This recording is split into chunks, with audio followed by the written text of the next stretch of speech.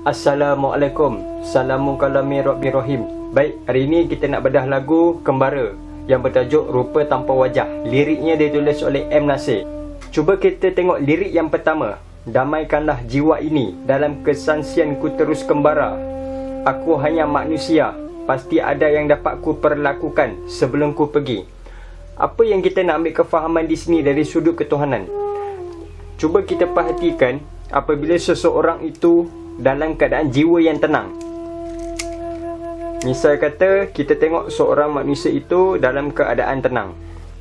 Dalam seseorang manusia itu dalam jiwa yang tenang, pasti apa yang dia rasai, orang lain takkan rasa. Apa yang dia rasa, pasti orang lain takkan rasa.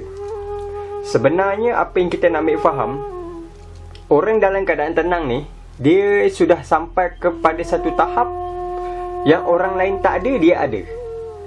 Misal kata, apa yang dia perolehi, apa yang dia hajati, dia dapat. Apa yang orang tak dapat, dia dapat. Sebenarnya itu masih lagi dalam kedudukan untuk orang yang keinginan sesuatu. Kita sebenarnya nak ambil sesuatu yang tidak berkeinginan sesuatu, tapi dalam hati dia sentiasa damai. Orang yang sentiasa berdamai ni, dalam jiwa-jiwa yang tenang, jiwa-jiwa yang kamil-mukamil ni, dia mesti kena ada sesuatu benda yang tidak dikerenakan oleh sesuatu kerana. Bila kita inginkan sesuatu kerana, tapi kita masih lagi dalam keadaan susah, itu masih, dia rasa benda tu dah tidak ada susah, dah tidak ada senang. Pada dia hanya senyum saja. Ini orang panggil orang yang sudah tahu kedudukan yang mana kesedihan, yang mana satu kegembiraan. Dia faham satu kedudukan yang orang lain tak faham. Siapa yang menempuh jalan tu pasti akan tahu benda ni. Okey. Lepas tu dalam lirik tu dah disebut, dalam kesaksian ku terus kembara. Aku hanya manusia, pasti ada yang dapat ku perlakukan sebelum ku pergi. Kita, apabila kita inginkan sesuatu dalam pencarian, contohnya seseorang itu ingin mengenal Allah. Apabila seseorang itu ingin mengenal Tuhannya, mengenal Allah lah. Bila dia dalam mencari, tapi dia rasa dalam keraguan. Kenapa dia masih lagi bersangka-sangka? Bila seseorang itu telah mengenal Tuhan, walaupun kita dah kenal, aku dah kenal, tapi dalam masa yang sama dia rasa dalam keraguan.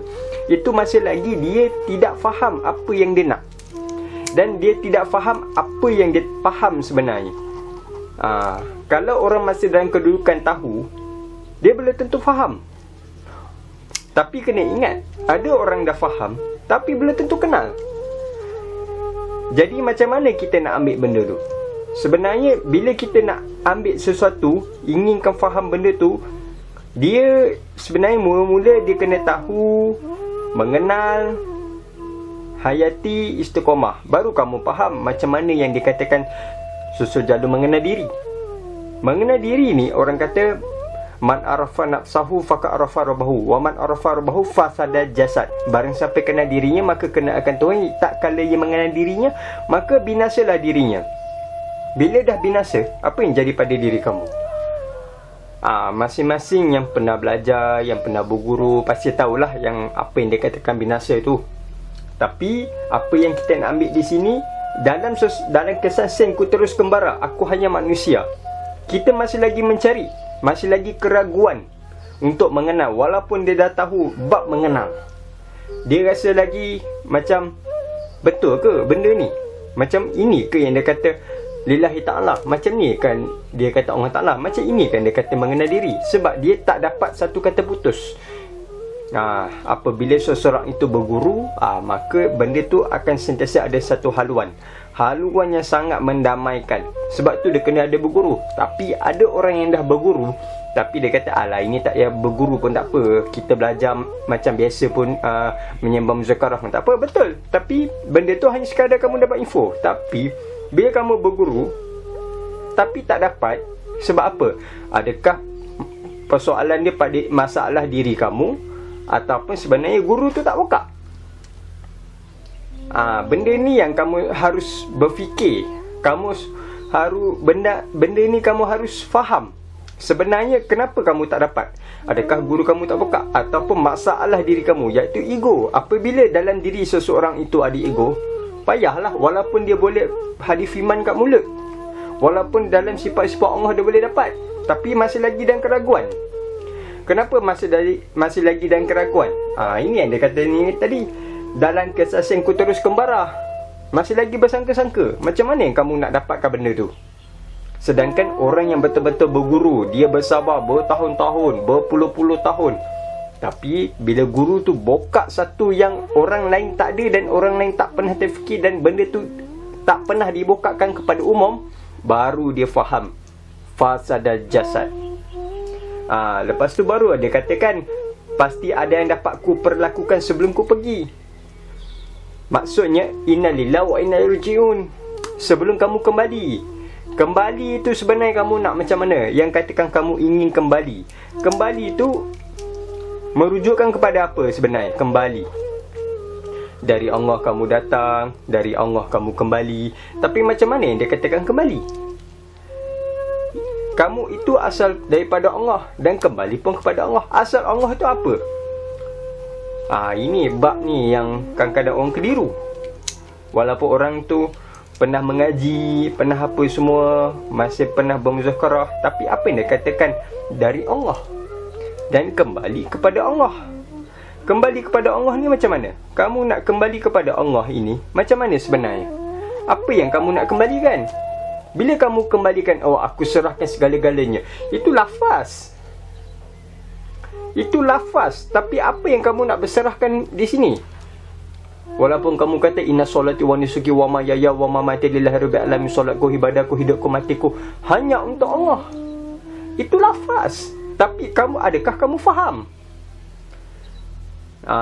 Bab ni, kalau orang yang betul faham bab ni, memang cantik yang macam mana sebenar-benar penyerahan. Apabila kita katakan ini bukan hak aku, ini Allah Ta'ala punya, ini bukan pelihatan aku, ini pelihatan Allah. Betul, memang betul. Itu konsep dalam pelajaran. Itu masih duduk pada ilmu. Ilmu ini untuk kita tahu. Tapi lepas tahu, kamu nak jadi apa? Takkan kamu nak duduk macam tu je. Macam orang kata, bila kamu dah bawa kereta, kamu sudah ada lesen P. Bila kamu sudah ada lesen P, takkan kamu nak duduk pada P, mesti kamu tanggal. Kenapa orang tanggal? Yang faham tu faham lah. Tapi kamu perlu faham. Macam mana kamu nak faham macam mana apabila seorang itu telah menanggalkan stiker P kepada orang yang bawa kereta lesen P? Baru kamu, apabila telah tanggalkan stiker ni, baru kamu tahu sebenarnya macam mana. Macam mana yang kata sebenar-benar penyerahan tu. Kita tak nak penyerahan pada lafaz. Itu masih lagi bersangka-sangka. Jadi sekarang, macam mana yang dikatakan, sebelum ku pergi, hendak kamu kembalikan kepada Allah. Apa yang nak dikembalikan? Kalau dikembalikan, itu hanya lafaz. Kita tengok lirik yang seterusnya. Tiada apa yang ku pinta dalam dunia yang banyak meminta. Aku hanya manusia, sekadar kebebasan sangat berharga. Maka itu aku terpesona pada keindahan warna pelangi.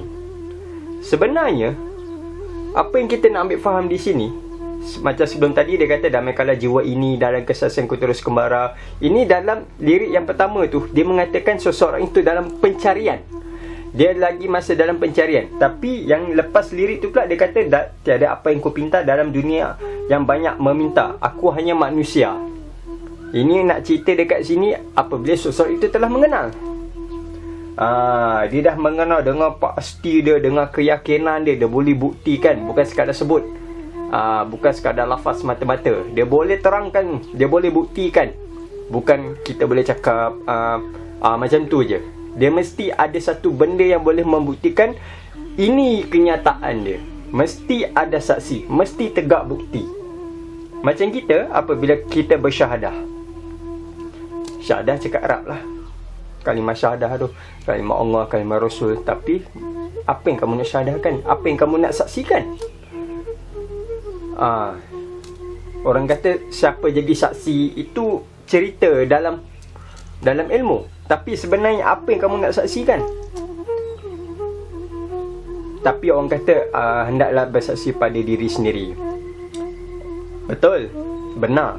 Tapi kalau orang yang betul-betul mantap dia usul, apa yang kamu nak saksikan? sebenarnya apa yang kamu nak saksikan? Faham balik ayat tu. Sebenarnya apa yang kamu hendak saksikan? Kalau saksi pada diri, diri yang mana kamu nak saksikan tu? Oh, diri ni si Polan bin Polan ni. Baik, adakah diri si Polan bin Polan ini diri? Bila kamu pecahkan kepada usul, faham balik usul macam mana, yang kamu saksi itu, yang kamu nampak itu. Tapi di sini orang kata inilah kamu nak disaksikan, sebab ini dalam kenyataan.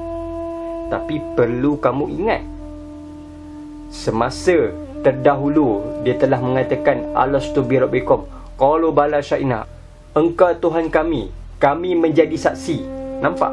Sebelum terjalinya manusia ini, maka telah kita bersaksi kepada Tuhan dengan tajalli yang sebenar-benarnya. Maka di sini tidak ada yang kamu nak bersaksi pada diri sendiri. Dia melihat dengan Tuhan tanpa menggunakan jasad ini. Macam mana yang kita nak katakan kita ingin bersaksi? Kalau kita bersaksi pada diri sendiri, itu maksudnya, adakah orang kata ini penyembahan pada diri? Tapi orang kata bukan, kita bukan nak sembah diri. Ya, tapi macam mana kamu nak bersaksi? Bersaksi atas pada diri sendiri, sedangkan kalimah itu kalimah Allah dan Rasul. Kena faham bab ni. Sebab orang banyak bersaksi pada diri, lain-lain mengaku dirinya Tuhan. Itu yang salah. Dalam pengajian makrifah, kita tidak boleh mengaku diri itu Tuhan. Batal. Memang tidak boleh. Memang orang kata yang boleh mengaku Allah itu Allah. Baik, dia ada satu peringkat. Peringkat yang pertama, orang kata bersyahadah antara hamba dengan Tuhan lah. Ni biasa kita dengar lah kan. Yang kedua, kita bersyahadah ke atas, orang kata aku dengan Tuhan. Maksudnya Allah tahu apa yang kita maksudkan. Yang ketiga pula, aku bersyahadat atas diri aku sendiri, yang itu yang ada di aku ialah aku mengatakan diri aku Allah. Ini yang sangkut ni. Ini yang salah Bukan salah, maksudnya batal. Bukan ini. Tapi ada satu kefahaman lagi syahadah yang sangat harmoni. Ini biar guru yang kamu yang buka. Di sini kita hanya sekadar perkongsian bersama-sama dengan hati yang terbuka, yang aman sentosa. Bila seseorang itu mempunyai mata hati yang baik, mata hati yang tajam, hati yang tenang melihat, fahamlah benda ini. Bila seseorang itu penuh kecintaan sepenuh hati, maka dia akan terpesona melihat keindahan langit yang bintang bertaburan. Faham tu cukup. Okey, sambung balik. Yang apabila kamu nak bersaksi, adakah kamu bersaksi pada diri sendiri? Bila kamu bersaksi pada diri sendiri, maka ini telah dihancur, dia akan binasa. Kamu nak bersaksi bukan pada benda yang binasa, kamu nak bersaksi pada yang berkekalan. Apa yang dikatakan berkekalan? Wujud ada, kidam sedia, bakok kekal. Apa yang kekal? Yang mana satu diri kamu? Kamu nak bersaksi atas diri sendiri, tapi diri kamu itu akan hancur, binasa, masuk ke dalam kubur, menjadi bangkai. Adakah ini yang kamu banggakan? Sekarang ni kamu nak bersaksi ke atas diri kamu, yang macam mana yang kamu nak cari yang berkekalan? Kalau mencari lagi, masih duduk kepada inilah yang kita nak disaksikan, ini masih lagi bersangka-sangka. Kita kena faham. Jangan duduk pada bersangka-sangka. Inilah orang kata mabuk ilmu. Kita sekarang jangan duduk pada mabuk ilmu. Duduk pada mabuk ilmu ni ya bersangka-sangka. Ini yang ramai macam-macam sekarang. Jadi benda ni kena tegas. Kamu nak bersyahadah tu atas syahadah apa? Cari syahadah yang berkekalan, bukan lafaz semata-mata. Semua orang boleh bersyahadah. Aku nak saksi bahawa tiada Tuhan melainkan Allah. Aku nak saksi bahawa Muhammad itu utusan Allah. Bila kamu bersaksi, itu lafaz. Semua orang boleh sebut. Budak kecil pun boleh sebut. Kita suruh orang Cina ke India ke Kristian ke, semua orang boleh sebut. Tapi apakah yang disaksikan? Bila kamu tak faham, serupalah orang yang disebut-sebut. Sama seperti binatang. Jadi sekarang kita nak kena faham apa yang kamu sebut. Bila kamu sebut, mesti kena ada bukti. Mesti tegak berdiri, bukan angan-angan dan ilusi. Itu yang kita nak. Lepas tu dia ada kata, sekadar kebebasan sangat berharga, maka itu aku terpesona keindahan warna pelangi. Itu yang dia kata, bila seseorang itu telah faham, telah dapat yang diterjadikan sebelumnya ada jasad ini, maka dia telah terpesona melihat keindahan pelangi. Maksudnya nak cerita di situ, dia melihat dalam keindahan. Keindahan apa? Kekuasaan Tuhan, sifat kaya Tuhan. Apa yang dia katakan sifat kaya Tuhan? Kalau orang belajar basic sifat 20, yang macam mana sifat 20 wujud kidam bako sampai la mukhalafatuhu, sifat nafsiyah, sabiah makni maknawiyah, macam mana kita tahu tu, itu masih lagi duduk kepada kefahaman dalam berperingkat-peringkat. Tapi sampai satu tahap kamu akan faham sifat 20 ni macam mana pula. Dalam sifat 20 tu dia memberitahu kita berperingkat. Kalau kita tak faham yang atas, bila dia bagi yang bawah, baru kita tahu berperingkat-peringkat. Macam kita sekolah, bila kita sekolah, cikgu bagi yang atas, kita takkan faham.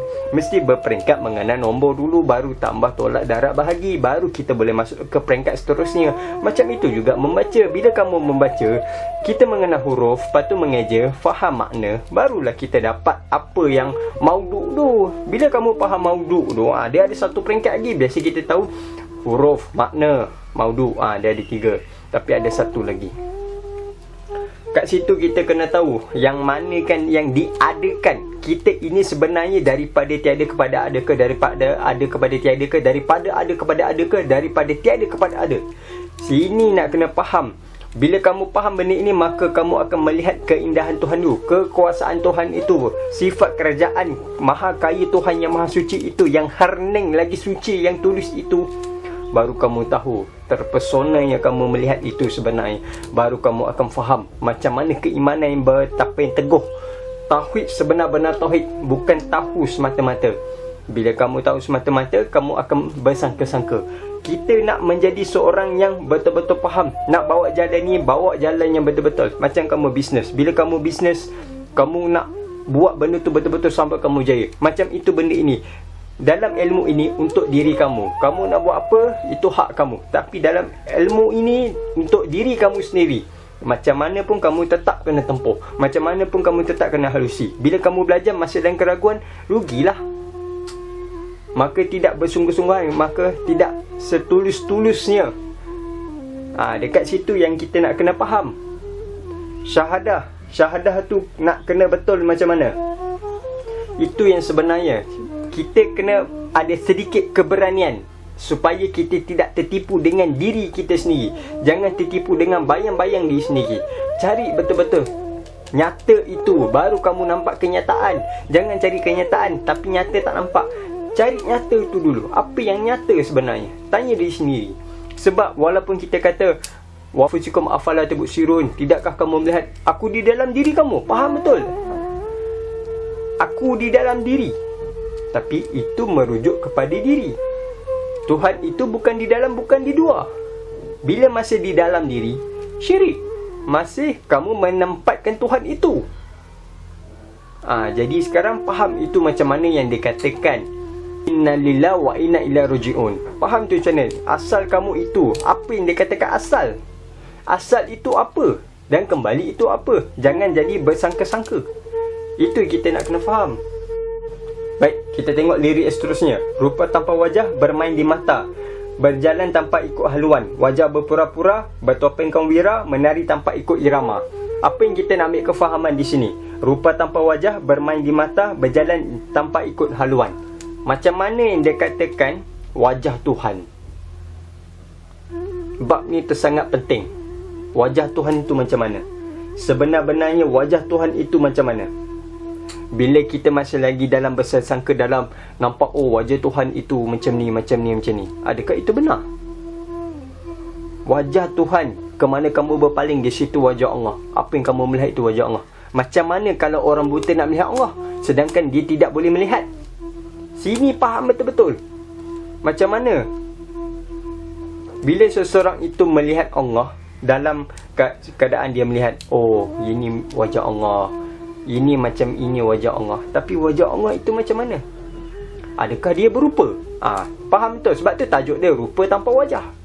Macam mana wajah Allah? Yang kamu lihat itu apa? Ni dinding. Tapi orang kata di sebalik dinding ni, itu kamu yang merasa ke itu adalah kenyataan? Macam mana wajah Allah?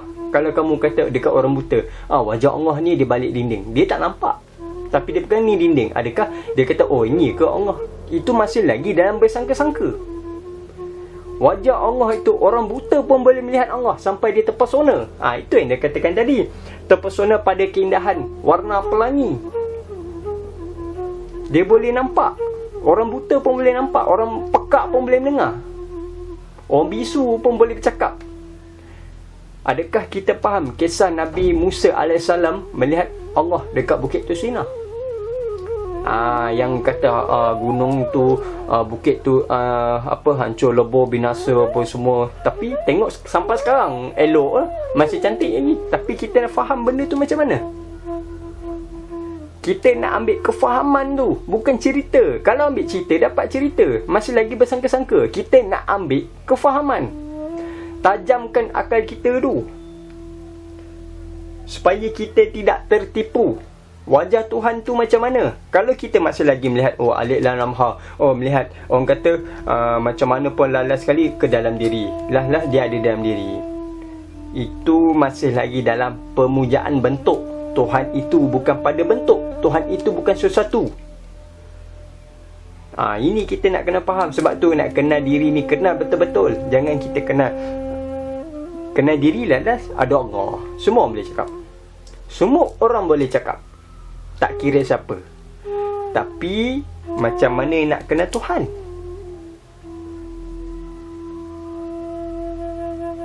Wajah Tuhan itu sebelum adanya jasad ini, dia telah nyata. Faham kisah betul-betul yang dia katakan Hayyan Sabitah. Hayyan Sabitah tu apa?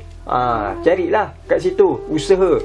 Kita ingin menjadi seorang khalifah di muka bumi ini, kena berani, kena rajin, kena tempuh. Berjalan di muka bumi Allah yang indah ini, kena berani. Bukan bersangka-sangka, bukan masih lagi meminta-meminta, bukan biasakan disuap-disuap. Sedekat Nabi Ibrahim pun belajar mengenal Tuhan pun melihat, ini ke Tuhan, matahari besar cantik. Ini ke Tuhan. Tapi bila matahari tu terbenam, Tuhan aku bukannya lenyap, tiba pula bulan timbul besar. Lagi cantik, ini lagi cantik matahari. Tengok-tengok bulan pula lenyap, timbul matahari ulang. Sesungguhnya Nabi Ibrahim AS mengatakan sesungguhnya Tuhan itu tidak lenyap. Faham betul cerita tu. Kita kena faham. Macam mana kan lenyap, macam mana kan katakan binasa. Jangan kita bersangka-sangka. Orang yang bersangka-sangka ni adalah sifat orang munafik. Munafik ini bersangka-sangka. Kita ni nak jadi orang Islam macam mana? Ke nak jadi agama Islam? Ke nak Islam? Faham? Kena berani, kena ambil risiko pada diri sendiri. Sebab tu kita kena banyak kisah-kisah para Nabi. Hardcore. Kita nampak cerita biasa, tapi faham sudut dia punya perjalanan memang hardcore. Sampai dia nak cari Tuhan Nabi Musa tu, cari Tuhan macam mana, Nabi Ibrahim mencari Tuhan macam mana, mencari tu perjalanan. Dia mengembara yang macam mana. Sebab tu dia ada kata bermain di mata, berjalan tanpa ikut haluan. Nyata dah tu. Tapi melihat Tuhan itu macam mana? Macam mana orang buta boleh melihat? Dia melihat Tuhan. Aku sudah melihat Tuhan. Macam mana? Adakah kamu faham kisah Nabi Yakub apabila matanya dia sudah menangis sampai dia boleh tahu kedatangan anaknya Yusuf AS. Buta yang macam mana tu sebenarnya? Buta apa? Adakah kamu melihat Tuhan itu dengan mata kamu sendiri? Adakah kamu melihat dengan Tuhan itu dengan pemuja bentuk? Adakah bentuk semata-mata? Tuhan itu bukan pemuja, Tuhan itu bukan bentuk. Tuhan itu nyata bukan dalam keadaan bentuk. Kita kena faham kedudukan tu. Macam mana kita kena berani. Sebab tu dia ada sebut dalam lirik tu, wajah berpura-pura bertopeng kaum wira, menari tanpa ikut irama. Wajah yang kamu melihat itu adalah berpura-pura. Berpura-pura yang macam mana? Berpura-pura, bersangka-sangka kamu melihatnya, ini semua. Bersangka-sangka. Sebenar-benarnya benda yang kamu melihat itu, yang kamu katakan ini Allah, itu binasa. Mencari sesuatu itu pasti akan binasa. Kamu kena faham dan kena kenal itu yang tak akan binasa, yang pasti nyata. baru kamu nampak kenyataan. Kalau kamu nampak kenyataan, kamu pasti tidak akan nampak nyata. Sebab itu dia kata bertopeng kamera. Itu yang macam-macam bersangka-sangka ini Allah, itu Allah. Bukan. Kita belajar mengenal diri bukan untuk menjadi Allah. Habis belajar mengenal diri untuk jadi apa? Itu satu persoalan yang last kali barulah kita faham. Dia mengatakan, siapakah aku? Aku itu siapa sebenarnya? Al-insan sir wa an-nasiruhu. Faham tu baru kita nampak benda tu macam mana. Kedudukan. Apabila seseorang itu telah mengenal Tuhannya, barulah dia tahu siapa dirinya. Apa yang kita nak ambil faham? Sebenarnya yang katakan tajalli Allah itu macam mana? Kita ambil satu contoh. Orang kata apabila nyata jasad ini, maka tajallilah kekuasaan Tuhan itu ada pada di sini. Okey, apa yang kita nak kena faham di sini, Allah itu Allah lah, kita lah. Orang kata dua, setiap yang dua terbitnya daripada yang satu. Baik, cuba kita faham betul-betul benda ni. Allah bukan diri, diri bukan Allah. Allah itu diri, diri bukan Allah. Macam mana kita nak ambil benda tu? Allah bukan diri, diri bukan Allah. Allah bukan diri, diri bukan Allah. Macam mana kita nak ambil? Sebab Allah itu masih lagi nama, huruf makna. Macam mana kita nak ambil benda tu yang satukan kedudukan yang ini betul-betul kenyataan solid? Bukan masih lagi. Sebab sesuatu itu masih lagi binasa. Orang kata binasa ini binasa yang tidak ada lebur, hancur lebur, yang ada hanya Allah Ta'ala semata-mata. Itu masih lagi duduk dalam konsep ilmu hakikat. Kita nak makrifah. Makrifah itu mengenal.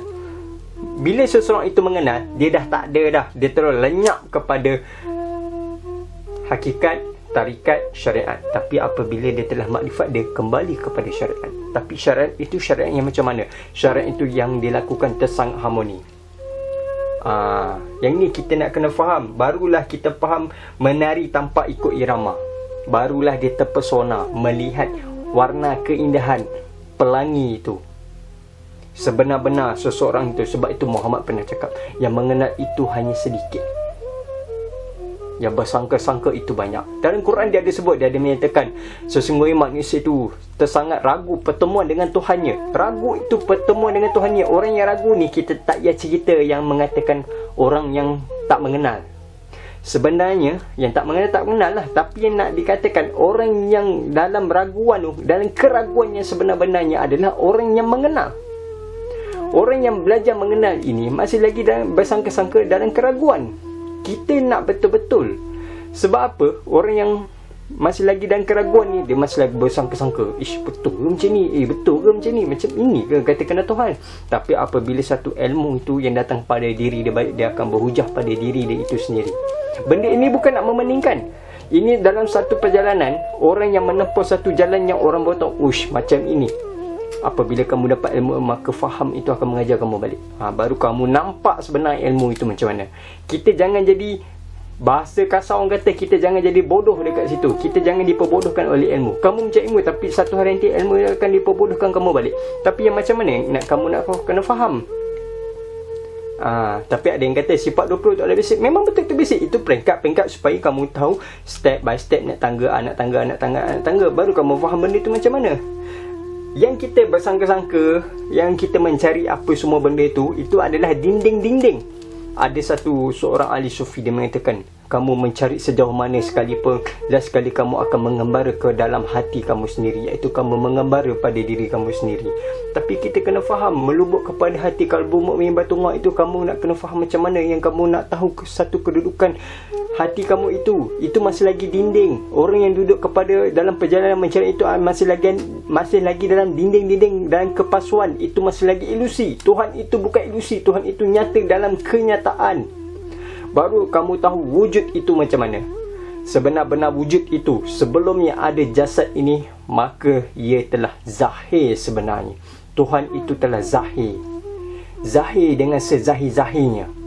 Barulah kita faham, orang buta boleh melihat Tuhan, orang yang pekak boleh mendengar Tuhan, orang yang bisu boleh bicara dengan Tuhan. Itu yang kita nak ambil simbolik. Setiap yang dijadikan itu, yang Tuhan jadikan manusia itu, ada yang bisu, ada yang pekak, ada yang buta, itu semua kiasan orang yang ada akal yang tajam untuk berfikir. Bukan yang semata-mata yang diberikan satu pendengaran yang indah kepada seseorang itu, dia boleh mendengar, oh ini ada satu kesemuan. Tapi orang yang diberikan itu supaya kamu dapat pelajaran. Sesungguhnya fil albab, orang yang berfikir, orang yang tersangat-sangat berfikir itu adalah orang yang tersangat beruntung. Bijak itu ada. Sebab tu ada sidik, amanah, tabligh, fatonah. Fatonah ini orang tidak ada. Apa yang kamu nak fatonahkan kepada diri kamu? Jadi hendaklah kamu faham sebenar-benarnya macam yang mana yang dikatakan rupa tanpa wajah. Apabila kamu telah mengenal kepada diri kamu itu, kamu telah bersaksi dengan sebenar-benar syahadah yang dikatakan syahadah, baru kamu tahu yang apa yang binasa yang sebenarnya. Kamu nak bersyahadah kepada yang kekal, bukan kepada benda yang binasa. Maka bila kamu telah mengenal benda yang berkekalan, maka kamu akan terpesona melihat keindahan warna pelangi yang dikatakan rupa tanpa wajah, bukan diada-adakan dalam pemujaan bentuk.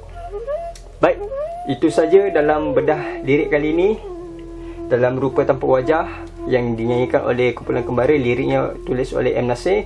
Apapun, sama-sama kita istiqomah. Yang baik daripada Allah, yang buruk pun daripada Allah. Yang memberi faham itu Allah, yang tak memberi faham itu pun Allah. Salamun kalam min Rabbir Rahim. Damaikanlah jiwa ini dalam kesaksian terkembara. Aku hanya manusia, pasti ada yang dapat ku perlakukan sebelum ku pergi terpesona. Terpesona pada keindahan warna pelangi.